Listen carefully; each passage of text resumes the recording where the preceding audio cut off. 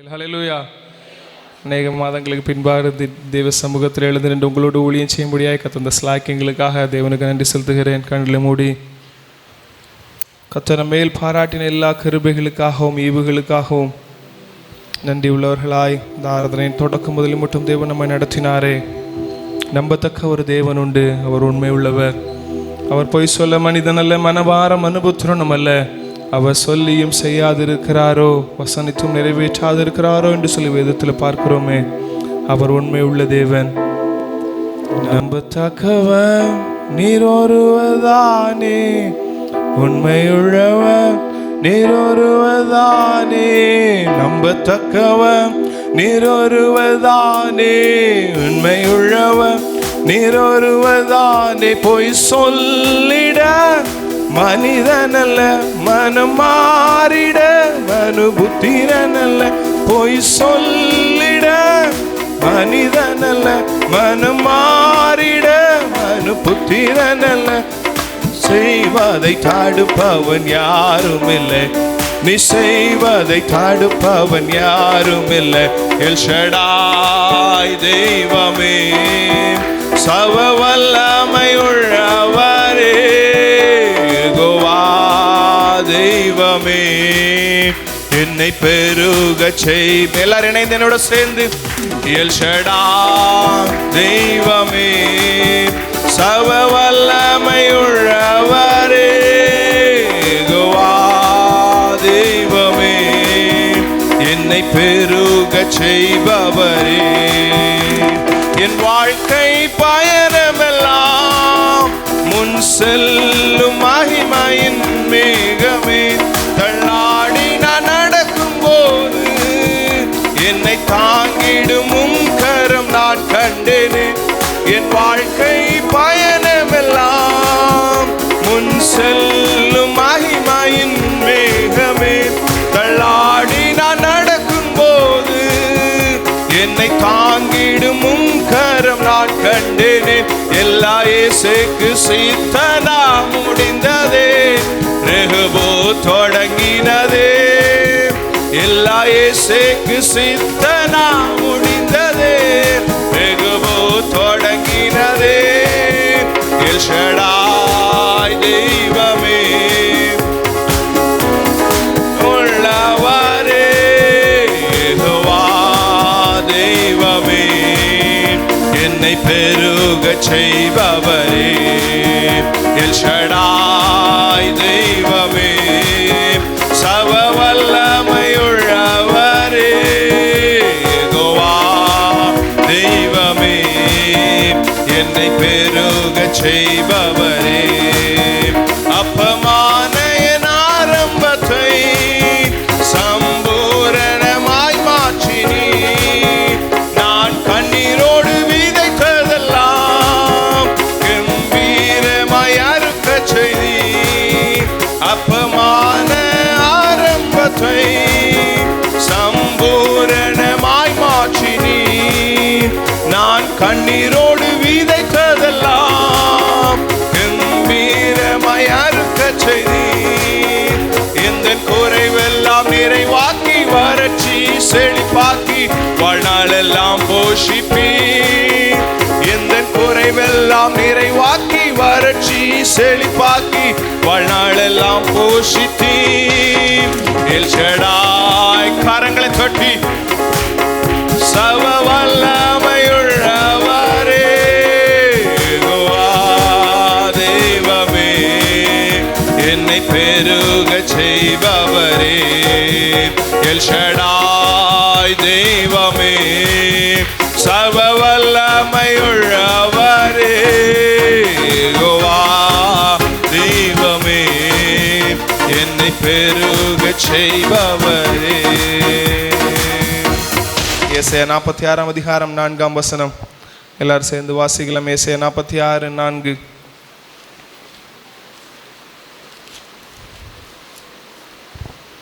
எல்லாருக்கும் தெரிஞ்ச வேத பகுதி தான். பழைய ஏற்பாட்டில் பக்கம் 253. எல்லாரும் சேர்ந்து வாசிக்கலாம். ஏசாயா 46 அதிகாரம் 4 வசனம் வாசிக்கலாமா? உங்கள் முதிர் வயது வரைக்கும் நான் அப்படி செய்வேன், நரை வயது மட்டும் நான் உங்களை தாங்குவேன். நான் அப்படி செய்து வந்தேன், இனிமேலும் நான் ஏந்துவேன், நான் சுமப்பேன், தப்புவிப்பேன். ஹல்லேலூயா.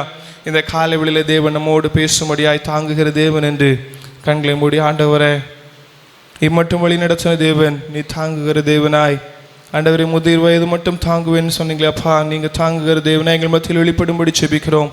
ஆண்டவரை பாடல் பகுதியில் நம்முடைய வல்லமை வெளிப்பட்ட கிருபைகளுக்காக நன்றி. ஆராதனை பகுதியில் நம்முடைய வல்லமை வெளிப்பட்டதே ஆண்டவர், தேவ வார்த்தை கேட்கும் போது நம்முடைய பிரசன்னம் வெளிப்படட்டும், மகிமை வெளிப்படட்டும். ஆண்டவர் ஜீவனுள்ள வார்த்தைகளை கேட்க ஆண்டவர் ஒவ்வொரு பிள்ளைகளும் ஆண்டவர் தேவ சமூகத்தில் காத்திருக்கிறாங்களே, ஆண்டவர் அடியை மறைத்து வெளிப்படுங்க, சுயமாம்சம் வெளிப்படாதபடி கர்த்தருடைய வார்த்தை வெளிப்படட்டும். ஆண்டவர் நம்முடைய கிருபைகளுக்கு ஒப்பு கொடுக்கிறோம், தாழ்த்துரிமாக்கிறோம். இயேசுவின் நாமத்தில் ஜெபங்களும் ஜீவனுள்ள பரமபிதாவே, ஆமென். ஹல்லேலூயா, ஹல்லேலூயா.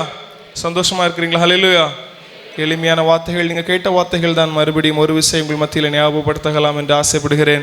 கர்த்தர் உங்களோடு பேசுவாராக. ஏசாயா 46 அதிகாரம் 4 வண்ணமாய் சொல்கிறது, உங்கள் முதிர் வயது மட்டும் நான் அப்படி செய்வேன், நரை வயது மட்டும் நான் உங்களை தாங்குவேன், நான் அப்படி செய்து வந்தேன், இனிமேலும் நான் ஏந்துவேன், நான் சுமப்பேன், தப்புவிப்பேன். ஹல்லேலூயா. கர்த்தருடைய வார்த்தை சொல்கிறது, நான் உன்னை சுமப்பேன், ஏந்துவேன், தாங்குவேன், தப்புவிப்பேன். எத்தனை பேர் விசுவாசிங்க கர்த்தர் தாங்குகிற தேவனாக இருக்கிறார் என்று சொல்லி? ஹல்லேலூயா.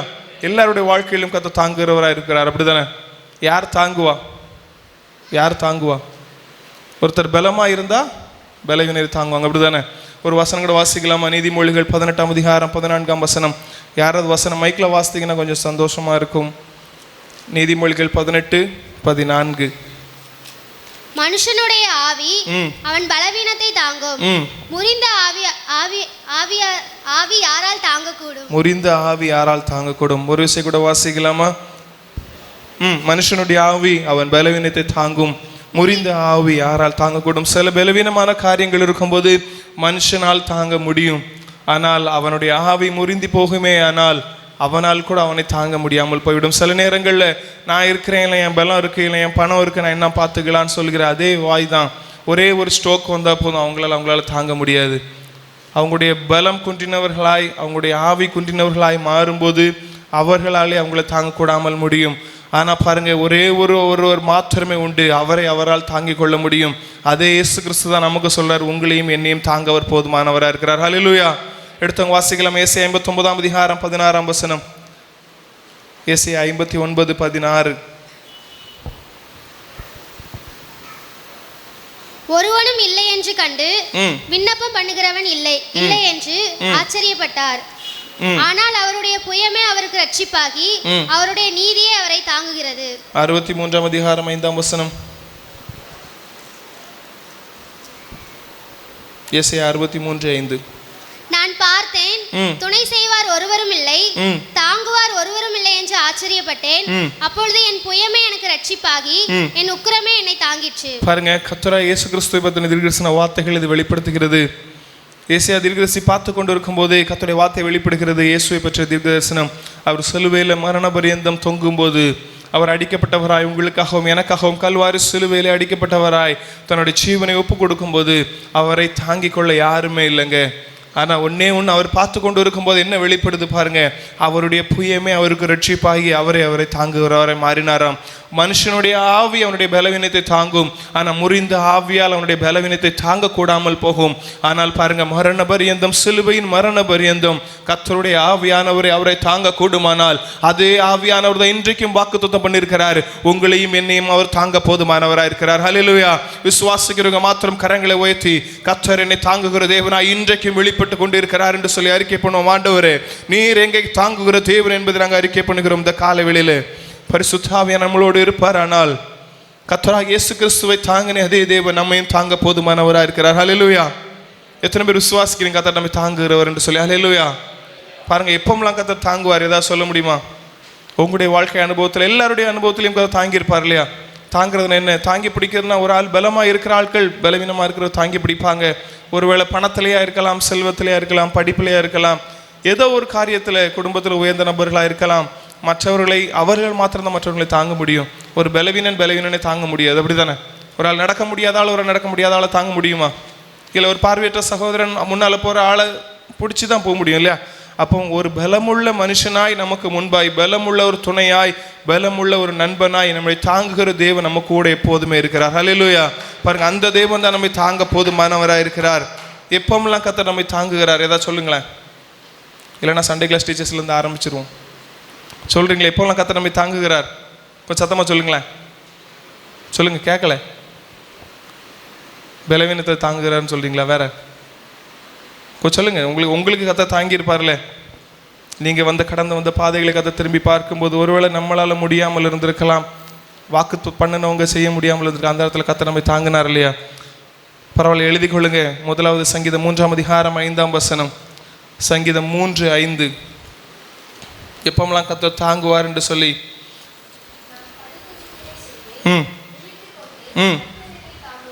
பாருங்க. சங்கீதக்காரனாகிய தாவீது இந்த வசனத்தை வண்ணமாக எழுதுகிறார்.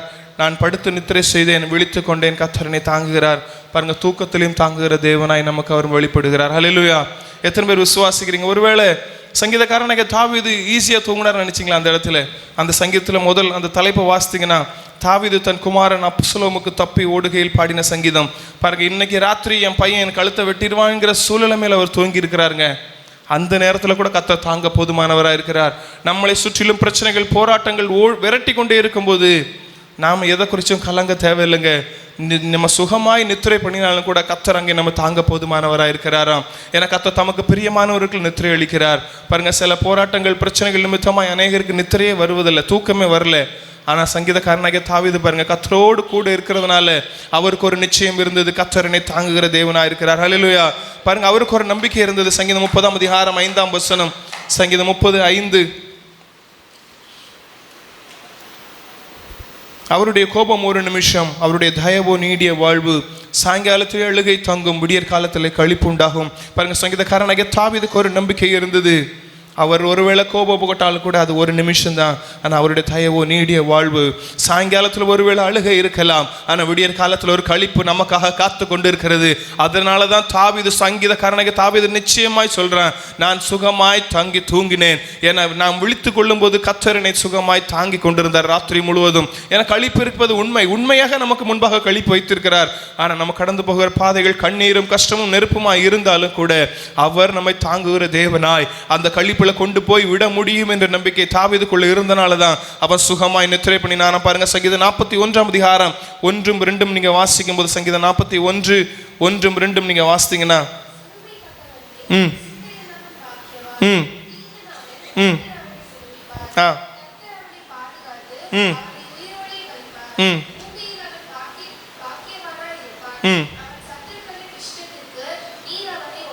பாருங்க, கர்த்தர் அவர் என்ன சொல்றார்? சங்கீதக்காரனாகிய தாவீது, சிறுமைப்பட்டவன் மேல் சிந்தை உள்ளவன் பாக்கியவான், தீங்கு நாள் கர்த்தர் அவனை விடுவிப்பார், கர்த்தர் அவனை பாதுகாத்து அவனை உயிரோடு வைப்பார், பூமியிலே அவன் பாக்கியவானாக இருப்பான், அவன் சத்துருகள் இஷ்டத்துக்கு நீர் அவனை ஒப்புக்கொடீர். அடுத்த வசனம் பார்க்கும்போது, படுக்கையில வியாதியாக கிடக்கிற அவனை கர்த்தர் தாங்குகிறார், அவனுடைய வியாதியிலே அவன் படுக்கை முழுவதும் மாற்றி போடுவாராம். கர்த்தர் இந்த வசனங்களை தொடர்ந்து வாசித்து கொண்டே இருக்கும்போது தாவீது தன்னுடைய நம்பிக்கையை அறிக்கை பண்றாரு. பாருங்க, நான் சுகமாய் தங்கி நித்திரை பண்ணுவேன், கர்த்தரனை தாங்க போதுமானவராக இருக்கிறார். ஒருவேளை என்னால் ஜெபிக்க முடியாத சூழ்நிலை சில நேரங்கள் இருக்கலாம், போராட்டமான சூழ்நிலைகள் இருக்கலாம், என்ன நடக்கும்னு தெரியல, ஒரு இருண்ட அனுபவங்கள் போல இருக்கலாம். நம்ம தூங்கினா என்ன பண்ணுவோம்? நம்ம என்ன நடக்குது நமக்கே தெரியாது இல்லையா? அயர்ந்த நித்திரையில் இருந்தாலும் கூட கர்த்தர் அங்கே நம்ம தாங்க போதுமானவராக இருக்கிறார். ஹல்லேலூயா. பாருங்க, ரெண்டாவது அதே நம்ம வாசித்த சங்கீதம் 41:3 பார்த்தீங்கன்னா, படுக்கையில் வியாதியாய் கிடக்கிற அவனை கர்த்தர் தாங்குவார், அவனுடைய வியாதியில் அவன் படுக்கை முழுவதும் மாற்றி போடுவாராம். வியாதியில தாங்குகிற தேவன் நம்மோடு இருக்கிறார். ஹல்லேலூயா. எத்தனை பேர் விசுவாசிக்கிறீங்க வியாதியில தாங்குகிற தேவன் நம்மோடு இருக்கிறார்? நமக்கு வந்த வியாதி மற்றவர்களுக்கு வந்திருந்தா அவங்க நிற்கவே முடியாதுல்ல. யோசித்து பாருங்க, கொரோனா நாட்கள் நமக்கும் கொரோனா வந்துச்சு, அவங்களுக்கு வந்துச்சு, ஆனால் கர்த்தர் நம்மளை பாதுகாத்தார்ல. நம்மளோட திடகாத்திரமாக இருந்தவங்க, வயதில் குறைவாழ்வங்க இன்னைக்கு இல்லை. ஆனால் உங்களையும் என்னையும் இந்த வியாதியோட கர்த்தர் இம்மட்டும் நடத்தி வருகிறார் என்றால் கர்த்தர் நம்மை தாங்குகிறார், தேவனாயுதம் நமக்கு வெளிப்பட்டு கொண்டே இருக்கிறார். ஹல்லேலூயா. பாருங்க, சங்கீதக்காரனாகிய தாவீது உணர்ந்து எழுதுறாரு, படுக்கையின் மேல் வியாதியாய் கிடக்கிற அவனை கர்த்தர் தாங்குவார், அவனுடைய வியாதி முழுவதையும், அவன் வியாதியிலே அவன் படுக்கை முழுவதையும் மாற்றி போடுவாராம். கர்த்தர் நினைத்தாரானால் எல்லாவற்றையும் மாற்ற அவர் போதுமான தேவனாக இருக்கிறார். ஹல்லேலூயா. பாருங்க, மத்தேயு 9ஆம் அதிகாரம் 2ஆம் வசனம் நீங்கள் 6ஆம் வசனத்தில் வீட்டில் போய் வாசித்து கொள்ளுங்க. ஒரு திமிர்வாதக்காரனை கர்த்தர் சமூகத்தில் கொண்டு வராங்க. நம்ம அந்த காரியங்களை நீங்கள் தியானித்த பகுதி தான். கொண்டு வரும்போது கர்த்தர் என்ன பண்ணுறாருங்க? அவன் படுக்கையை மாற்றினாரா இல்லையா? திமிர்வாதக்காரனை எத்தனை பேர் கொண்டு வந்தாங்க? 4 பேர் சேர்ந்து கொண்டு வந்தாங்க. ஆனால் திரும்ப போகும்போது எப்படி போனார்? தனியாக நடந்து போனார். ஒருவருடைய உதவி தேவையில்லாதபடி. இந்த நாட்களில் சிலருடைய உதவி நமக்கு தேவைப்பட்டு கொண்டே இருக்குமானால், கர்த்தர் நம்முடைய வியாதியை மாற்ற கூடுமானால், அதே தேவன் மற்றவருடைய உதவி ஒத்தாசை இல்லாதபடி கர்த்தரை மாத்திரமே சார்ந்து வாழ்கிற ஒரு தேவனாய், தாங்குகிற தேவனாய் உங்களுக்கும் எனக்கும் இந்த காலைகளில் அவர் வெளிப்பட்டு கொண்டே இருக்கிறார். ஏன்னா அவர் பிணியாளிகளை சுகமாக்குற தேவன் மாத்திரமல்லாது நம்ம மற்றவர்களை சார்ந்திருக்கிற நிலைமைகளை மாற்றி நம்மை மற்றவர்கள் சாரும்படியா இந்த காலைகளில் மாற்ற போதுமானவராக இருக்கிறார். ஹல்லேலூயா. அதுதான் அவர் தாங்குகிற தேவனாக இருக்கிறார். அவர் வியாதியிலும் தாங்குகிற தேவன்க. எத்தனை பேர் விசுவாசிக்கிறீங்க? கர்த்தர் வியாதியில் என்னை தாங்கி கொண்டே இருக்கிறார். மார்க் 6:55 வாசிக்கும் போது அவர் பிணியாளிகளை சுஸ்தமாக்கி கொண்டிருக்கிறாருங்க. அவர் எவ்வளவு வல்லமுள்ள தேவன் தெரியுமா? அவர் பொய் சொல்ல மனிதனும் அல்ல, அவர் மனமாற மனுபுத்திரனும் அல்ல. அவர் சொல்லியும் செய்யாதிருப்பாரோ, வசனத்தும் நிறைவேற்றாதிருப்பாரோ என்று சொல்லி அநேக நேரம் நம்மளோடு பேசி கொண்டு இருக்கிறாரு. கர்த்தருடைய வார்த்தைகளை கொண்டு நம்ம ஜெபிக்கும் போது நம்ம பாருங்க, என்னென்ன காரியங்கள் நமக்கு சோர்வுகள் வரும்போது கர்த்தர் நம்மளோடு பேசி கொண்டு இருக்கிறாரே. அடுத்து பாருங்க, 1 கொரிந்தியர் 10:13. 1 கொரிந்தியர் 10:13.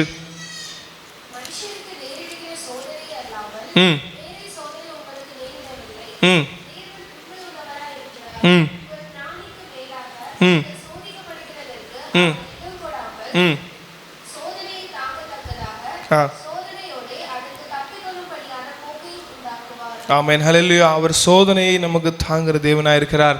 இன்னொன்று பாருங்க, நாம் சோதனையை தாங்கத்தக்கதாய் பலன் தர தேவனுமாய் இருக்கிறார். ஹல்லேலூயா. சில நேரங்களில் நம்மளால் தாங்கக்கூடாத சோதனைகளில் கர்த்தர் நம்மளோடு இருக்கிறார். சில நேரங்கள் நம்மளால் தாங்கக்கூடுமான சோதனைகள் நமக்கு வரும்போது கர்த்தர் நம்மளோடு இருந்து நமக்கு தாங்கத்தக்கதான பலனை தருகிறாராம். பாருங்க, அதுக்கு என்ன பண்ணுறாரு? அந்த வசனத்தை வாசிக்கும் போது சோதனை தாங்க மட்டும் பலன் தரல, சோதனையோடு அதற்கு தப்பிக்கொள்ளும்படியான போக்கையும் கர்த்தர் உண்டாக்குகிறாராம். அவர் திராணிக்கு மேலாக சோதிக்கிற தேவனும் அல்லங்க. ஒருவேளை உங்களுக்கும் எனக்கும் இந்த காலைகளில் ஏதாவது சோதனைகள் இருக்குமானால் சோதனை தாங்கத்தக்க பலனையும் கர்த்தர் தருகிறார், அதற்கு போக்கையும் கர்த்தர் தருகிறார். ஹல்லேலூயா. பாருங்க, மத்தேயு 6:13, லூக்கா 11:4 கர்த்தர் சீசர்களுக்கு ஜெபிக்கும்படியாக கற்றுக் கொடுக்கிறார். அந்த மத்தேயு 6:13 மட்டும் வாசிங்களேன். எங்களை சோதனைக்கு உட்பட பண்ணாமல் தீமை நின்று எங்களை ரட்சித்துக் கொள்ளும், ராஜ்யமும் வல்லமையும் மகிமையும் என்னென்றைக்கும் உம்முடையவைகளே, ஆமென் என்பதே. பாருங்க, கர்த்தராகிய இயேசு கிறிஸ்து தன்னுடைய சீஷர்களுக்கு ஜெபிக்க கற்றுக் கொடுக்கும் போது எப்படி கற்றுக் கொடுக்கிறாரு? எங்களை சோதனைக்கு உட்பட பண்ணாமல் தீமை நின்று எங்களை ரட்சித்துக் கொள்ளும் என்று சொல்லி. சில நேரங்கள் சோதனைகள், போராட்டங்கள் வருகிறது உண்மை. கர்த்தராகிய இயேசு கிறிஸ்து சீஷர்களுக்கு கற்றுக் கொடுத்தது போல நாமும் இந்த நாட்களை ஜெபிக்கும் போது கர்த்தர் அவர் தாங்குகிற தேவன் நம்மோடு இருக்கிறார் உண்மை. ஆனால் சில சோதனைகள் அகப்படாமல் தீமையில மாட்டிக்கொள்ளாமல் தப்பிக்கொள்ளும்படியாய் அவருடைய தாங்குதல் எப்போது நமக்கு முன்பாக இருக்கும்படியாய் நாம் தேவ சமூகத்தில் ஜெபிக்கும் போது ஒப்பு கொடுக்கும் போது கர்த்தர் நம்ம சோதனையும் நம்மை தாங்க போதுமானவராக இருக்கிறார். ஹல்லேலூயா. பாருங்க, சங்கீதம் 124:7 பார்க்கும்போது, சங்கீதம் 124:7,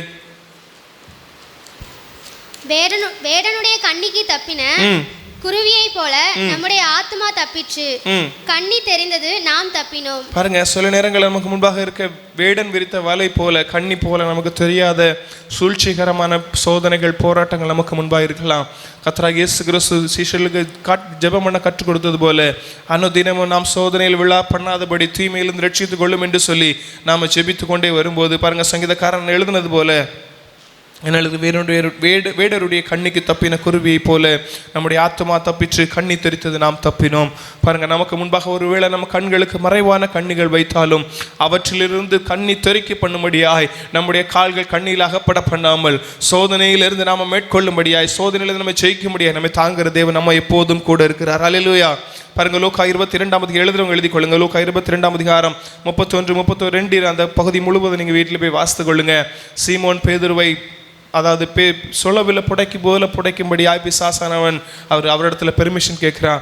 அப்போ ஆண்டவர் என்ன பண்றாரு தெரியுமா? அவனுடைய விசுவாசம் ஒளிந்து போகாதபடி வேண்டிக் கொள்கிறார்.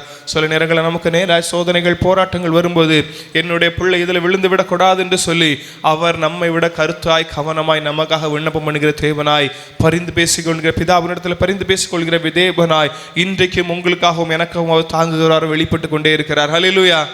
பாருங்க, இல்லைன்னா நமக்கு முன்பாக வந்திருக்க சோதனையில் நம்ம என்னைக்கோ விழுந்திருக்க வேண்டியவங்க. ஆனாலும் கர்த்தர் கிருபையாய் இம்மட்டும் நடத்தி கொண்டே வருகிறார் இல்லையா? அவர் தாங்குகிற தேவனாய் நம்ம மத்தியில் வெளிப்பட்டு கொண்டே இருக்கிறார். ஹல்லேலூயா. எத்தனை பேர் விசுவாசிக்கிறீங்க? இந்த காலைகளில் சோதனையை கர்த்தர் தாங்கத்தக்கதான பலனை கர்த்தர் எனக்கு தருகிறார் என்று சொல்லி கரங்களை வைத்து ஹல்லேலூயா. மற்றவங்களுக்குலாம் சோதனை தாங்கத்தக்கான பலன் வேண்டாமா? நம்ம மனுஷ யுகத்தில் நிற்போமானால் முடியாதுங்க. தேவனுடைய கிருபை இருந்தால் மாத்திரமே நம்மளால் நிற்க முடியும். பாருங்க, சங்கீதம் 37 சங்கீதம் 17 வசனம். சங்கீதம் 37:17.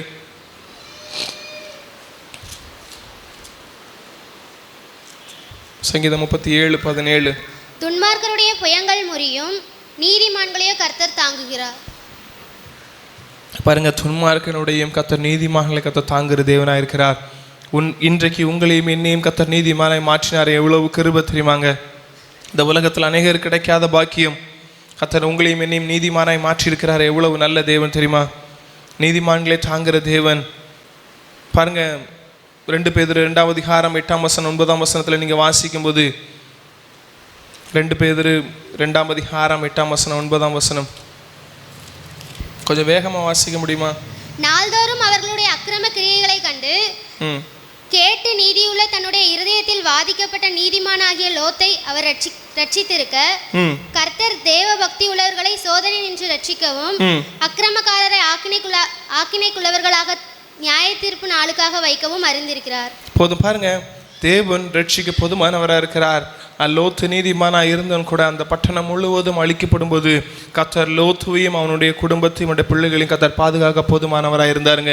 அதே தேவன் தான் இன்றைக்கு உங்களையும் என்னையும் நீதிமானாய் மாற்றி இந்த உலகத்தின் நடுவில், இந்த நம்முடைய சுற்றிலும் இருக்கிற ஒரு நடுவில் நம்மளை வைக்கும்போது ஒன்றும் நம்மை சேதப்படுத்தாதபடி, ஒருவேளை அந்த இடத்துல அழிவு நேரிடுமானாலும் அந்த அழிவுக்கு நம்மை விலக்கி மீட்க நம்மை தாங்க கர்த்தர் போதுமானவராக இருக்கிறார். ஹல்லேலூயா. எத்தனை விசுவாசிக்கிறீங்க இந்த காலை வேளையில நான் நீதிமான் என்று சொல்லி? 2-3 கையை தவிர மற்ற எல்லாம் நீதிமான் இல்லையா? என்ன கை விசுவாசம் உள்ளவர்களாய் நாம் எல்லாம் நீதிமான் அறிக்கை பண்ணுவோம். ஏன்னா பாருங்க, கர்த்தருடைய வார்த்தை இவ்வளமாய் சொல்கிறது. கலாத்தியர் 3:11 2:15 வாசிக்கும் போது, விசுவாசத்தினாலே நம்ம நீதிமான கர்த்தர் மாற்றியிருக்கிறார்.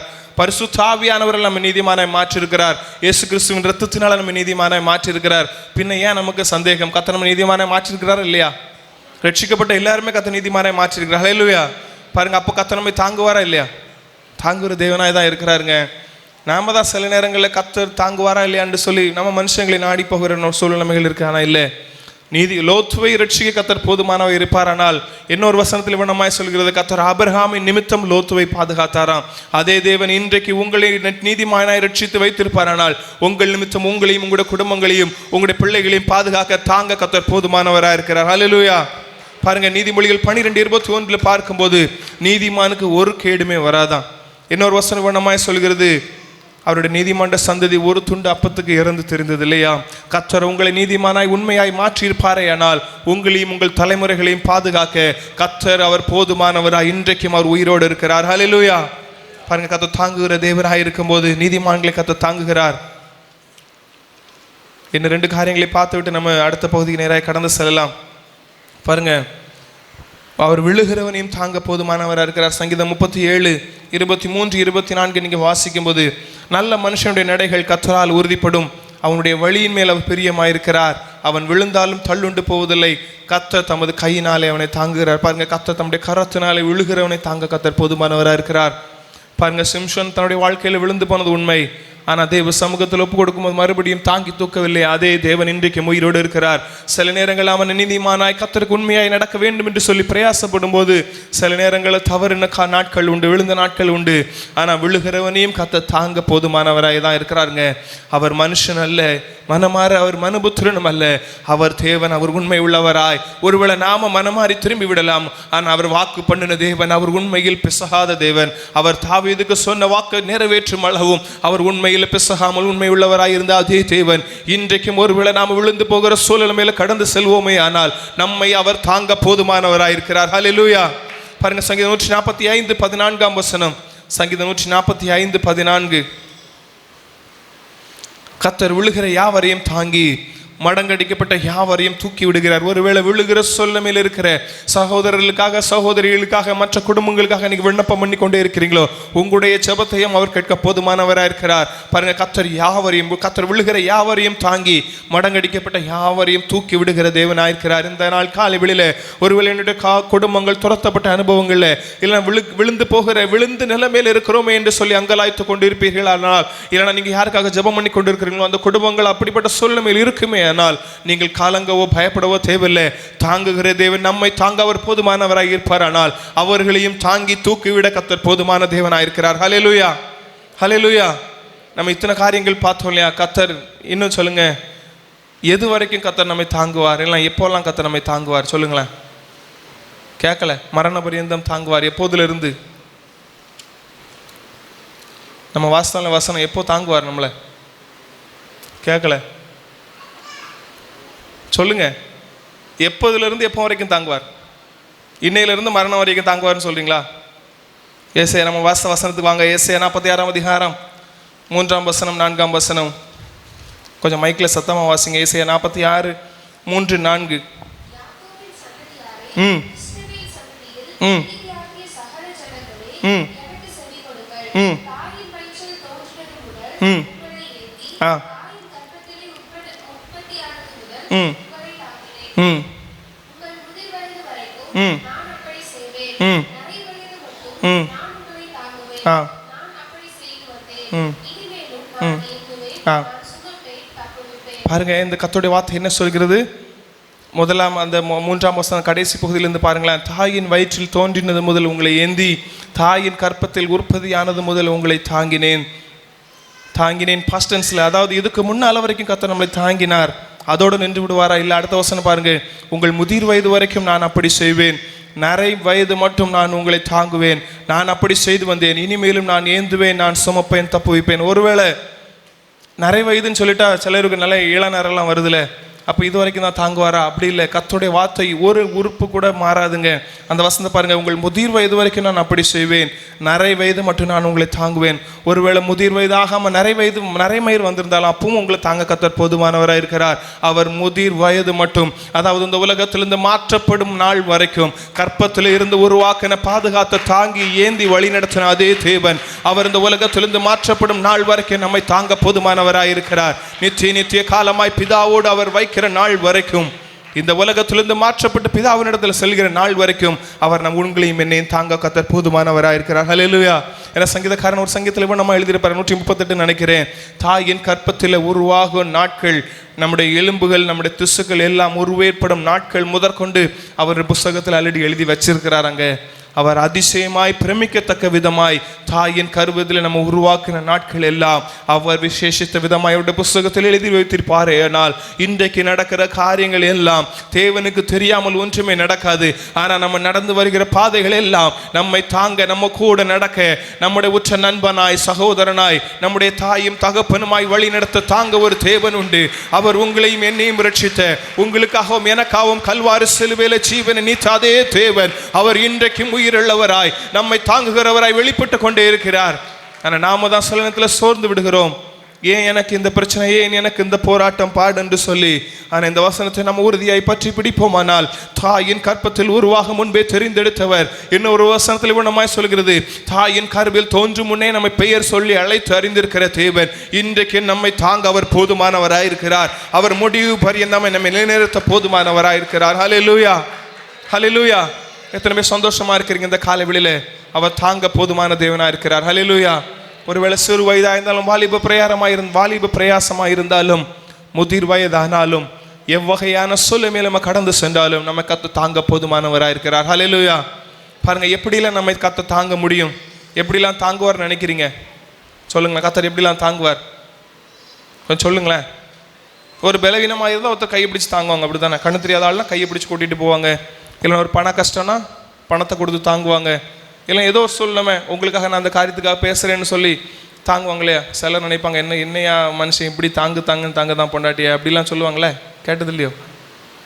கேட்டிருக்கீங்களா இல்லையா? நம்மளுக்கு தான் அப்படி நினைக்கலான்னு நினைக்கிறீங்களோ? இல்லைங்க, கர்த்தர் நம்மை தாங்குகிற தேவனாக இருக்கிறார். ஒருவேளை மனுஷன் இன்னைக்கு ஒரு மாதிரி இருப்பான், நாளைக்கு மாறி விடுவான்.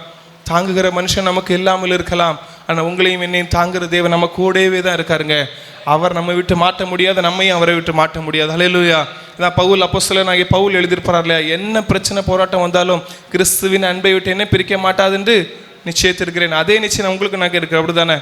ஒருவேளை இந்த சரீரம் மாற்றப்பட்டு போகலாம், உலகத்திலிருந்து வியாதியோ பிரச்சனையோ போராட்டமோ மனுஷனுடைய காரியங்களோ எது இருந்தாலும் கிறிஸ்து நம்ம கூட உண்மையாக இருப்பார். ஆனால் அவர் நம்மை தாங்க போதுமானவராக இருக்கிறார். ஹல்லேலூயா. பாருங்க, எப்படிலாம் கர்த்தர் நம்மை தாங்குவார், எதினால் தாங்குவார், இல்லை எப்படி தாங்குவார், எப்படி வேணா எழுதி கொள்ளுங்க. முதலாவது எபிரேயர் 1ஆம் அதிகாரம் 3ஆம் வசனம். எபிரேயர் 1:3.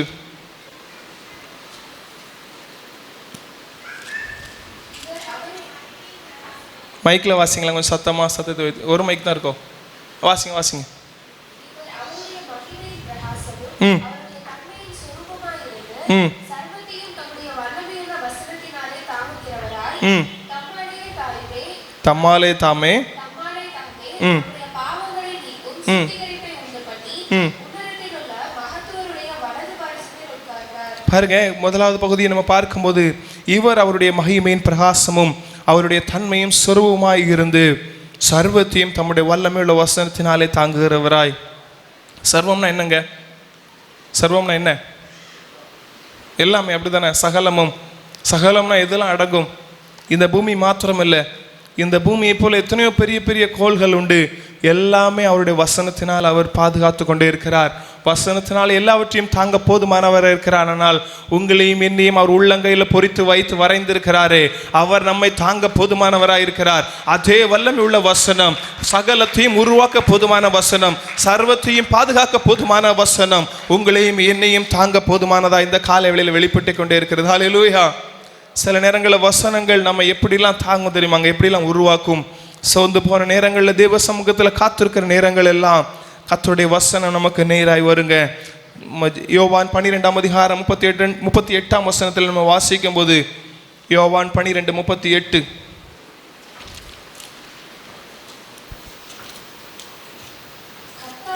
ம்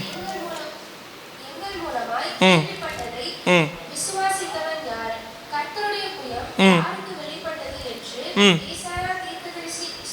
ம் பாருங்க, சில நேரங்களில் தீர்க்கதரிசனத்தை கூட கர்த்தர் வசனமாய் தான் அங்கீகரிக்கிறாருங்க.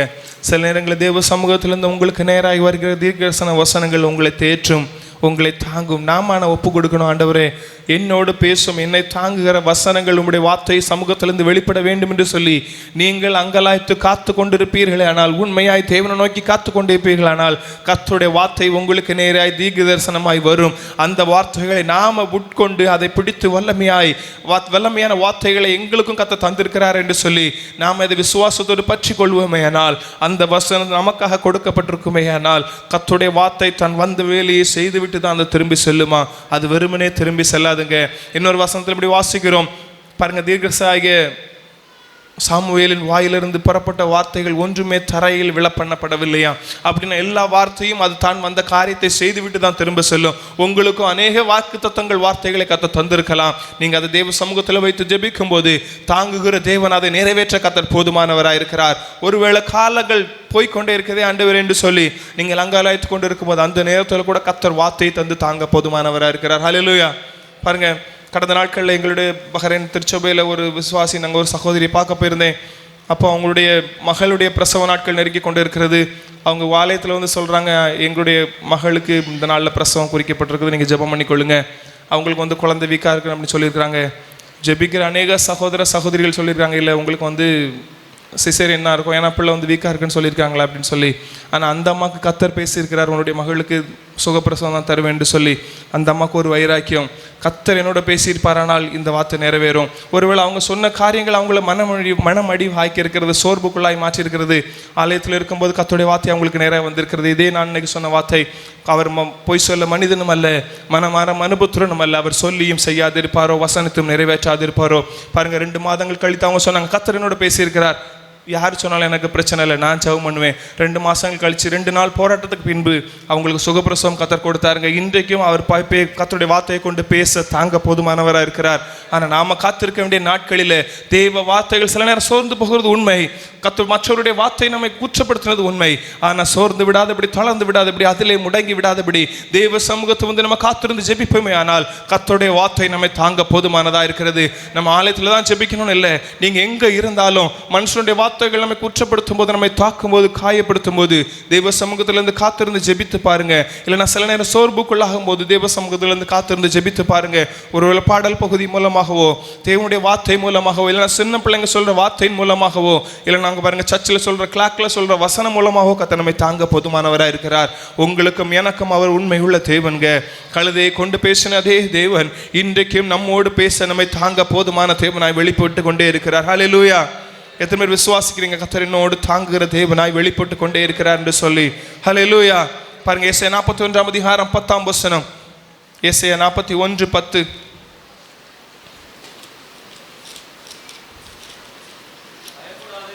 ம் ம் ம் ம் ம் ம் ஆமென். ஹல்லேலூயா. எத்தனை பேர் விசுவாசிக்கிறீங்க? கர்த்தர் நீதியின் வலது கரத்தினால் நம்மை தாங்க போதுமானவராக இருக்கிறார். ஹல்லேலூயா. பாருங்க, ஒரு கணவனோ மனைவியோ தேவ சமூகத்திலிருந்து உடன்படிக்கை பண்ணி வலது கரம் பிடித்து உடன்படிக்கை பண்ணின அதே கணவன் மரண பரியந்தம் ஒரு மனைவியை கூட்டிக் கொண்டு நடக்க முடியுமானால், என்ன மரண பரியந்தம் ஒரு அதாவது வாக்கு கொடுத்த அதே மனைவி பாருங்க, எந்த சூழ்நிலையா இருந்தாலும் கணவனையும் சார்ந்து கணவனுக்காகவும் நின்று கணவனை தாங்குகிற பாருங்க குடும்பங்கள் இந்த உலகத்தில் இருக்குமே. ஆனால் உங்களையும் என்னையும் ரட்சித்து வேறு பிரித்த தேவன் அவருடைய வலது கரத்து நீதியின் வலது கரத்தினால் தாங்குவேன் என்று வாக்குத்தத்தம் பண்ணினவர். அவர் நம்மளை விட்டு விடுவாரோ இல்லைன்னா நம்ம சோர்ந்து போக விட பண்ணுவாரோ? அவர் வாக்கு பண்ணின தேவன், அவர் உண்மை உள்ளவர். அவர் நீதியின் வலது கரத்தினால் உங்களையும் என்னையும் தாங்க போதுமானவராய் வெளிப்பட்டு கொண்டே இருக்கிறார். ஹல்லேலூயா, ஹல்லேலூயா. பாருங்க, சங்கீதம் 18:35 63:8 நீங்க வீட்டில் போய் வாசித்து கொள்ளுங்க. கர்த்தருடைய வலது கரம் நம்மை தாங்க போதுமானதாக இருக்கிறது. யோவான் 8ஆம் அதிகாரம் 6ஆம் வசனம் அந்த 1-11 வரைக்கும் ஒரு சம்பவம் கொடுக்கப்பட்டிருக்கு. எல்லாருக்கும் தெரிஞ்சதுதான். ஒரு பெச்சார ஸ்திரியை கையோடு பிடித்து கொண்டு வர்றாங்க. இயேசு என்ன பண்ணாரு? உங்களில் முதலாவது பாவம் உள்ளவன் கல்லெறிய கடவுள் சொல்லி தரையில் எழுதி கொண்டே இருக்கிறார். ஒரே ஒரு விரலினால் எழுதப்படும் போது ஒரு சகோதரனுடைய முழு பாவம் மன்னிக்கப்பட்டு அவருடைய உயிர் பாதுகாக்கப்படுமே. ஆனால் உங்களுக்காகவும் எனக்காகவும் பரிந்து பேசுகிற அதே வல்லமை உள்ள கரம் நம்மை தாங்கும் போது உங்களுக்கு முன்பாக நிற்கிற சத்துருவின் ஆதிக்கங்கள் எல்லாம் இயேசுவின் நாமத்தில் நிர்மலமாய் போகத்தக்கதாய் அதே வலது கரம் உங்களையும் என்னையும் தாங்க இன்றைக்கு உயிருள்ள தேவனாய் நம்மை சார்ந்து நாம் கர்த்தரை சார்ந்து கொள்ளும்படியாய் தாங்குகிற தேவனாய் இன்றைக்கும் வெளிப்பட்டு கொண்டே இருக்கிறாருங்க. ஒரு பச்சார ஸ்திரியை பாதுகாத்த தேவன் அவருடைய கை ஒரே ஒரு கை தரையில் எழுதும் போது அவருடைய வார்த்தையை கேட்டு இருதயத்தில் குத்தப்பட்டவர்களாக எல்லாரும் மாறி போகும்போது பாதுகாக்கப்பட்ட அதே தேவன் ஒருவேளை அந்த இடத்துல சாஃப்டாக எழுதிக்கலாம். கர்த்தருடைய கரம் மென்மையானது போல தோன்றலாம். ஆனால் கர்த்தருடைய கரம் எப்படி வெளிப்படுமா பாருங்க. பழைய ஏற்பாட்டில் யாத்திராகமம் 15ஆம் அதிகாரம் 6ஆம் வசனத்திலையும் 15:12 சங்கீதம் 17:7 சங்கீதம் 44:3 வாசிக்கும் போது யாத்திராகமம் 15:6 மட்டும் வாசிங்க. யாத்திராகமம் 15:6 ம் ம் ம் ம் ம் நொறுக்கப்பட்டது. அதே இதில் 11ஆம் வசனத்தில் வாசிக்கும் போது கர்த்தாவே தேவர்கள் முக்கோப்பானவர் யார்? பரிசுத்தத்தில் மகத்துவரும் துதிகளில் பயப்படத்தக்கவரும் அற்புதங்களை செய்கிறவருமாகிய உமக்கு ஒப்பானவர் யார்? நீர் உமது வலது கரத்தை நீட்டினீர், பூமி அவர்களை விழுங்கி போட்டது. பாருங்க, கர்த்தருடைய வலது கரத்தை நீட்டும் போது இஸ்ரவேல் ஜனங்களுக்கு பாதுகாப்பாய் பாருங்க. முன்னே செங்கடல் பின்னே பார்வோன் சேனை வரும்போது கர்த்தருடைய கரத்தை நீட்டி பாருங்க செங்கல் ரெண்டாய் பிளந்தது. பார்வோன் சேனைகள் எல்லாம் உள்ள வந்தது. இஸ்ரவேல் ஜனங்கள் மாற்றப்படும் போது பாருங்க ஜலம் ரெண்டாய் மூடி பார்வோனின் சேனையில் ஒருவர் கூட மீந்து இருக்கவில்லைங்க. கர்த்தருடைய வார்த்தையை துதித்து பாடும்போதுதான் மோசையும் அவருடைய கூட்டத்தார் எல்லாரும் இந்த வார்த்தையை சொல்லி பாடுறாங்க. கர்த்தருடைய வலது கரம் மகத்துவத்தினாலும் பலத்தினாலும் நிறைந்திருக்கிறது. அவருடைய கரத்தை நீட்டுவாரே ஆனால் உங்களுக்கு முன்பாக நிற்கிற சத்ருவின் ஆதிக்கங்கள் எல்லாம் ஒன்றும் இல்லாமல் நிர்மலமாய் போகத்தக்கதான கர்த்தருடைய பலமுள்ள கர்த்தருடைய வல்லமை உள்ள வலது கரம் நம்மை பாதுகாக்க நம்மை தாங்க போதுமானதாய் நம்மோடு கூட வழி நடத்துகிற தேவனாயிருக்கிறார். ஹல்லேலூயா. எத்தனை பேர் விசுவாசிக்கிறீங்க கர்த்தருடைய வலது கரம் நம்மை தாங்குகிறது? ஹல்லேலூயா. பாருங்க, கதை முடிக்க போகிறேன். சங்கீதம் 94:18 எனக்கு கொடுத்த நேரம் முடிய போகுது. 5 நிமிஷம் தான் இருக்கு. சங்கீதம் 94:18 என் கால் சறுக்குகிறது என்று நான் சொல்லும்போது கர்த்தாவே உமது கிருபை என்னை தாங்குகிறது. இந்த வசனத்தில் எப்படி எழுதிருக்கு? கால் சறுக்குனதுக்கு பின்புன்னு எழுதிருக்கா இல்ல என்ன எழுதிருக்கு? கொஞ்சம் வாசிங்களா சத்தமா. என் கால் சறுக்குகிறது என்று நான் சொல்லும்போது கர்த்தாவே உமது கிருபை என்னை தாங்குகிறது. கால் சறுக்குகிறது என்று சொல்லும் போதே கர்த்தருடைய கிருபை தாங்குகிறதா? அப்படின்னா சறுக்கியம் கீழே விழல இல்லையா? அப்போ என்ன அர்த்தம்? நீங்கள் யோசித்து பாருங்களா. ஒரு பிள்ளை போயிட்டே இருக்கு. சின்ன பிள்ளைனா முன்னே பார்த்து நடக்கும், அப்படி தானே? கீழே பார்த்து நடக்காது. அப்போ விழப்போகுதுன்னு நினைக்கும் என்ன பண்ணுவாங்க? ஒரு பெற்றோராக இருக்கிறவங்க டக்குன்னு பிடிச்சிருவாங்களே. அப்போ அந்த பிள்ளை விழுமா? விழாது. அதுக்கப்புறம் தான் கீழே குழி இருக்கிறத பார்க்கும். அதே போல தான் உங்களையும் இன்னும் கர்த்தர் பிள்ளையாய் கர்த்தர் தாங்குகிறார். அப்படின்னா என்ன அர்த்தம்னா நம்ம கூடயே நடந்து வந்து கொண்டே இருக்கிறார். ஒருவேளை என் கால் சறுக்குதுன்னு சொல்லும் போதே கர்த்தருடைய கரம் நம்மை பற்றி தாங்க போதுமானதாய் நம்மை தாங்குகிற தேவன் நம்ம கூட இருப்பாரே. ஆனால் உங்களையும் என்ன இந்த உலகத்தில் ஒரு சத்துருவாலும் ஒரு சூழ்ச்சியாலும் ஒன்றும் செய்ய முடியாது என்பதை நாம் விசுவாசிக்க முடியும். இந்த காலவெளியில் பரிசுத்தம் உள்ள கரம் நம்மை தாங்க போதுமானதாக இருக்கிறது. கர்த்தருடைய கிருபை நம்மை தாங்குகிறதுங்க. அதனால தான் தேவனுடைய ஊழியர்கள் வசனங்கள் நம்மை சொல்கிறது, அதிகாலமே எழுந்து புதிய கிருபையை பெற்றுக்கொள்ளும்படியாய் நம்மளை உணர்த்தி கொண்டே இருக்கிறாங்க. அனுதினமும் புதிய கிருபைகளை பெற்றுக்கொண்டே இருப்போமே. ஆனால் இந்த உலகத்தில் எந்த சூழ்ச்சிகள் நமக்கு கண்களுக்கு மறைவாய் வைக்கப்பட்ட குழிகளாக இருக்கலாம், சர்க்கல்களாக இருக்கலாம், எல்லாவற்றிலும் இருந்து நம்மை மீட்டு நம்மை தாங்க கர்த்தருடைய கரம் போதுமானதாய் வெளிப்பட்டு கொண்டே இருக்கும். அல்லேலூயா. பாருங்க, என்ன அநேகமாய் பார்க்கலாம். லோத்துக்கு கர்த்தருடைய கிருபை வெளிப்பட்டதுனால பாதுகாக்கப்பட்டார். யோசேப்பின் மேல கர்த்தருடைய கிருபை இருந்ததுனால மனுஷனுடைய தயவு கிடைத்தது. எல்லாருக்கும் அவரை மேல் அதிகாரியாக வைத்தார். எகிப்திலே அடிமைப்பட்டிருக்கிற இஸ்ரவேல் ஜனங்களை மீட்டுக்கும்படியாய் கர்த்தருடைய கிருபை அந்த இடத்துல வெளிப்பட்டதுங்க. கர்த்தருடைய கிருபை நம்ம மேல இருக்குமே, ஆனால் வல்லமை உள்ள காரியங்களையும் செய்ய முடியும். சின்ன சின்ன சர்க்கிள்களையும் கர்த்தர் நம்மை தாங்க போதுமானவராக இருக்கிறார், விழுந்து விடாதபடிக்கு. ஹல்லேலூயா. பாருங்க, கடைசியாய் சங்கீதம் 51 அந்த 11-12 வாசிக்கும் போது சங்கீதக்காரனாகிய தாவீதினுடைய பாவத்திலிருந்து விழுந்து மறுபடியும் தேவனிடத்தில் மன்னிப்பு கேட்கும் போது இந்த வசனத்தை எழுதுகிறார். சங்கீதம் 51:11-12. உமது சமூகத்தை விட்டு என்னை தள்ளாமலும் உமது பரிசுத்த ஆவியை என்னிடத்திலிருந்து எடுத்துக்கொள்ளாமலும் இரும். உமது இரட்சணியத்தின் சந்தோஷத்தை திரும்பவும் எனக்கு தந்து உற்சாகமான ஆவி என்னை தாங்கும்படி செய்யும். பாருங்க, சங்கீதக்காரனாகிய தாவீது சொல்றாரு, தேவனே சுத்த இதயத்தை என்னை சிருஷ்டியும், நிலைவரமான ஆவியின் உள்ளத்தில் புதுப்பியும், உமது சமூகத்தை விட்டு என்னை தள்ளாமலும் உமது பரிசுத்த ஆவி என்னிடத்திலிருந்து எடுத்துக்கொள்ளாமலும் இரும். உமது லட்சியத்தின் சந்தோஷத்தை எனக்கு திரும்பவும் தந்து உற்சாகமான ஆவி என்னை தாங்கும்படி செய்யும் என்று சொல்லி பரிசுத்த ஆவியானவர் உங்களுக்குள்ளும் எனக்குள்ளும் பரிபூர்ணமாக இருப்பாரே. ஆனால் ரட்சிப்பின் சந்தோஷம் நமக்கு தர போதுமானவராயிருக்கிறார்.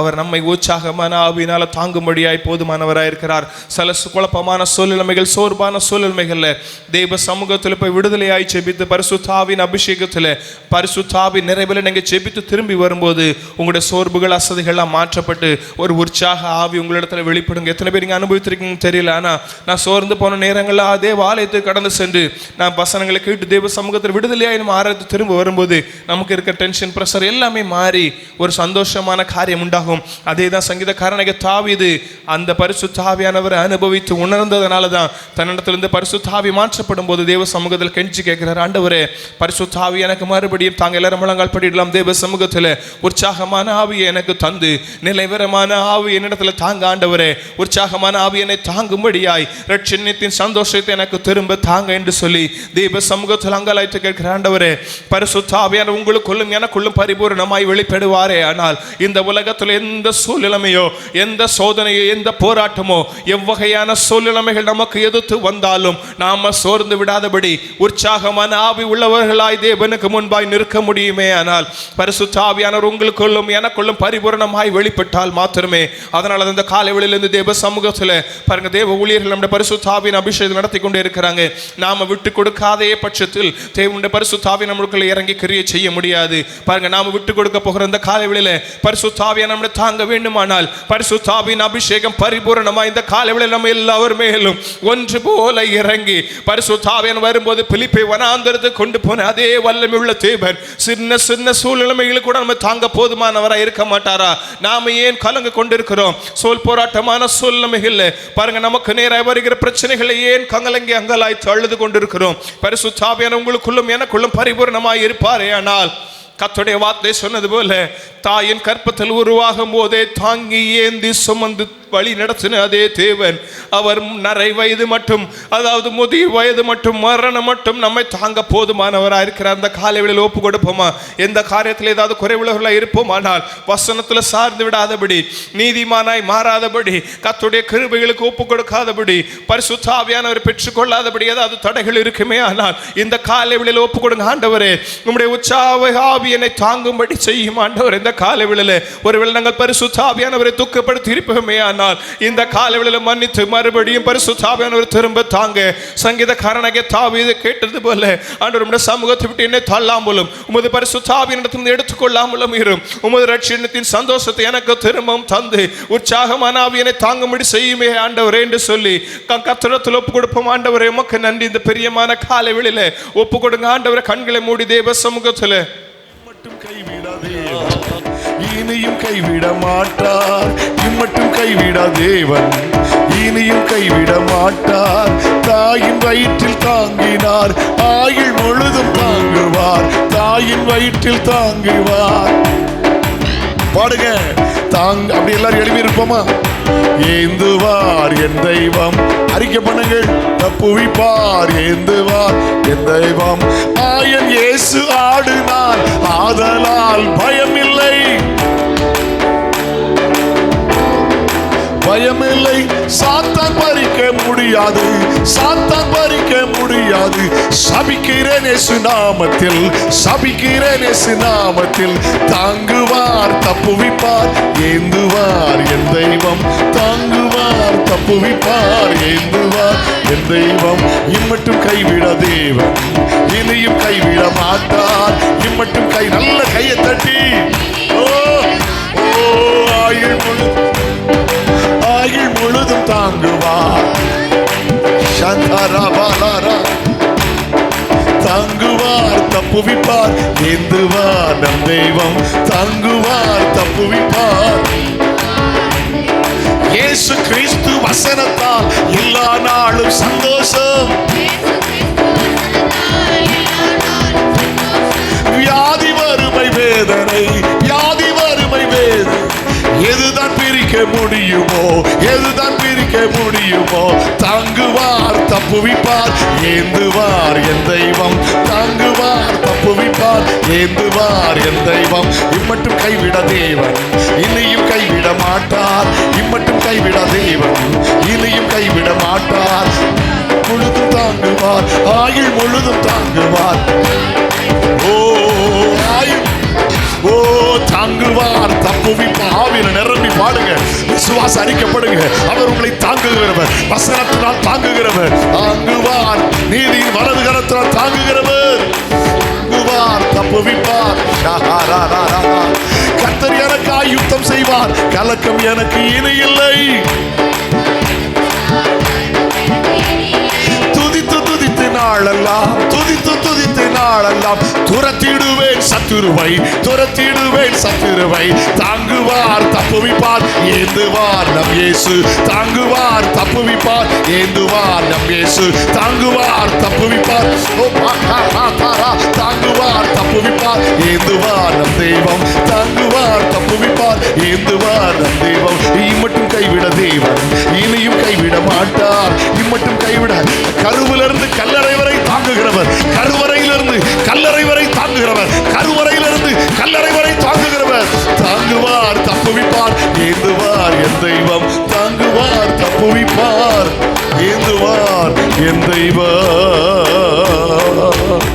அல்லேலூயா. கண்களை மூடுமா? அல்லேலூயா. ஜீசஸ். எத்தனை பேர் இந்த பகல் நேரத்தில் பரிசுத்த ஆவியானவர் நம்மோடு பேசினார்னு சொல்வீங்க? என்கிட்ட பேசினார்னு சொல்லுங்க, கையை உயர்த்துங்க பார்க்கலாம். உங்களை அவர் தாங்க போகிறார். அல்ல ஒரு சின்ன ஜெபம் முதல்ல ஏறெடுக்க போகிறேன். உங்களை தாங்குவார். அல்லேலூயா. கருவறையிலிருந்து கல்லறை வரை தாங்குகிற தேவன். ஹல்லேலூயா, ஹல்லேலூயா. தாங்குறவங்க கையை விட்டுறலாம், அவர் கடைசி வரைக்கும் தாங்குவார். இந்த தேவன் என்ன நிற்கும்ல சதாகலமும் நம்முடைய தேவன் மரண பரிந்து அவர் நம்மை நடத்துவார். ஆமென். ஹல்லேலூயா. கையை உயர்த்தி அல்லேலூயா சொல்லுங்க. ஹல்லேலூயா. ஆமென். கர்த்தர் நல்லவர். ஆமென். தகப்பனே, கரம் உயர்த்தி நம்முடைய பிள்ளைகளுக்காக ஸ்தோத்திரம். கர்த்தர் என்கிட்ட பேசினார்னு சொன்னீங்களே, எந்தெந்த பகுதியில் வசனத்தினால தாங்கப்படணும், நீதியினால தாங்கப்படணும், அவர் கரத்தினால தாங்கப்படணும் விரும்பினா, ஆண்டவரே வியாதியில் நைட்டு தூங்கும் போது கூட நீர் எங்களை தாங்குகிறீரப்பா. எங்க வியாதியில கூட கர்த்தர் எங்களை தாங்குகிறீரப்பா. ஹல்லேலூயா. எங்களை பிள்ளைகளை தாங்குவீராக. நரை மயிர் வரலும் ஏந்துவேன், தாங்குவேன், சுமப்பேன், தப்புவிப்பேன் என்று சொன்னீரே, நீர் தாங்க போகிறதற்காய் ஸ்தோத்திரம். பிள்ளைகளை எப்படி செய்யும் மனப்பூர்வமாய் ஆசீர்வதிக்கிறேன் இயேசுவின் நாமத்தில் பிதாவே.